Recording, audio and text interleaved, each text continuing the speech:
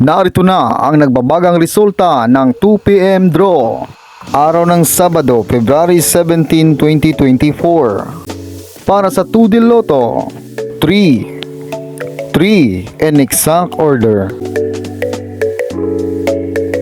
Para naman sa 3D Lotto, 4, 9, and 6 in exact order.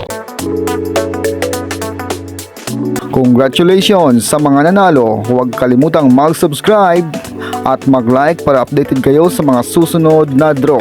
Maraming salamat at magandang hapon.